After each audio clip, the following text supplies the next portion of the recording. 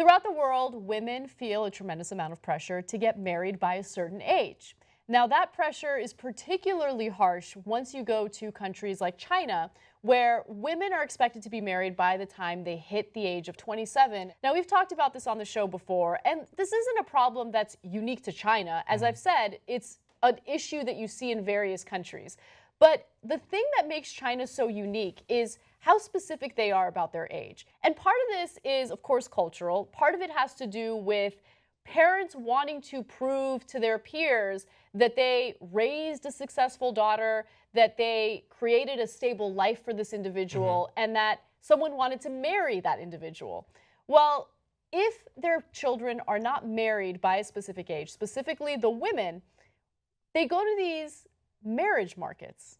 Now, there have been numerous reports on this, and Broadly from Vice did a really interesting piece that we'll get to in just a second. But first, what exactly is a marriage market? Take a look. 我个人认为我不太喜欢人民广场的相亲角，然后可能都是父母，然后拿了一个女儿或者儿子的介绍，然后放在那边。收入啊，工作是什么样子的？有没有房子？有没有车子？挂个招商启事给卖出去是那种。 So it's literally a marketplace for marriage. How did this come up? Well, it actually started back in 2004 when there was a big event in Shanghai celebrating martial arts and dancing. And parents who had children who hadn't gotten married yet realized, wait a minute, there's a bunch of young people here. Maybe I could find a partner for my child. And so they start posting these profiles about their kids. Their intention is to ensure that their kids have a good life for themselves. And again, you see this in other countries as well, but not to this extent. So as I mentioned, Vice's Broadly did a documentary on this, and I think that it kind of perfectly explains to you why this is, why it's a cultural phenomenon, and how a lot of women in China feel about it. Take a look. We met up with the local matchmaker, Mr. Yang. 这个地方什么时候开始我不太清楚，但是几年前就有这个，几年前一直就有，但是就是这些人呢，这些人都是自发组织起来的，哎，对的，不是，我这里有我这里男孩女孩都有，这里有好多都是，你看。 Oh wow！ 都是女孩子很多，有资料又有电话，就是他们基本情况有电话，都是孩子的家长留下的。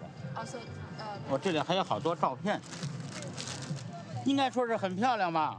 So she's born in 1980, so she's actually 35. Is it difficult for her to find a husband at that age? 很困难了，不管他长得多好，这个男同志啊，男孩子找女孩啊。 他的条件，我总结出个经验，就是什么呢？他都是找年轻未婚、长得好，这三个条件缺一不可。是这样，刚才那个老太太就是他的女儿，1.79米的个子又太高，哎，那就不行了。女孩现在咱北京市找对象，女孩1.65米。 身高是最合适的，所以现在呢，女孩子在北京女孩找对象，那确实是应当是很费劲的。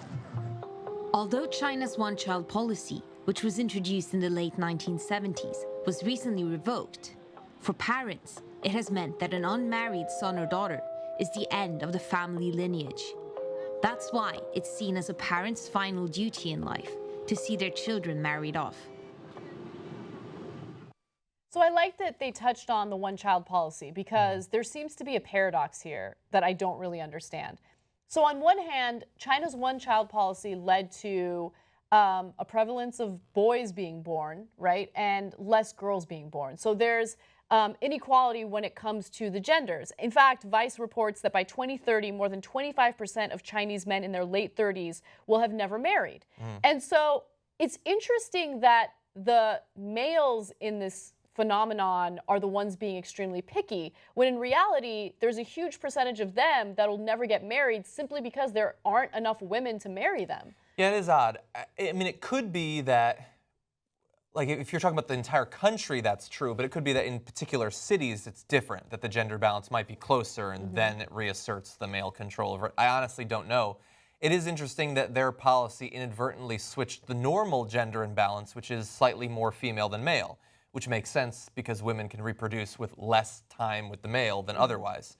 And yeah, they're having to respond to the policy socially and in terms of technology. Like, it's kind of almost quaint that they actually have a physical market. Like in America, we have online dating. Now, normally it's not the parents that sign you up for that. And we don't have like postings like you've printed out OkCupid, but at churches, people will share information. That guy, like, yes, he's supporting a system that we don't like, but you gotta love how enthusiastic he is about his products and services. He's like, oh, I got tons of photos. Look at this photo. She's gorgeous. Look at that. Again, it's the cultural pressure to ensure that your kids are set up for the rest of their lives. But there's also this notion that if your kids didn't get married, well, then you didn't succeed as a parent and you should feel a great deal of shame. That's not unique to China. That's something that parents feel throughout the world. I know that my parents pressured me to get married. I was newly single at 27, and I remember having a conversation with my dad where he's like, but you broke up with him? But you're 27. You need to get married and have kids soon. You know? Actually, I saw your resume posted at the Grove once. He was really pushing you. Please marry me. But women, I think newer generations are realizing that caving into that pressure doesn't really make sense, because living the rest of your life with a partner that you don't necessarily love, but you married just to make your family happy so they look good to the rest of society, is going to make you miserable. Yeah. And so I love what I'm seeing, not only in China, but in other countries where women are just kind of taking a stand and they're saying, look, there are certain economic opportunities available to me that previous generations didn't have. I could live a long, happy life without getting married.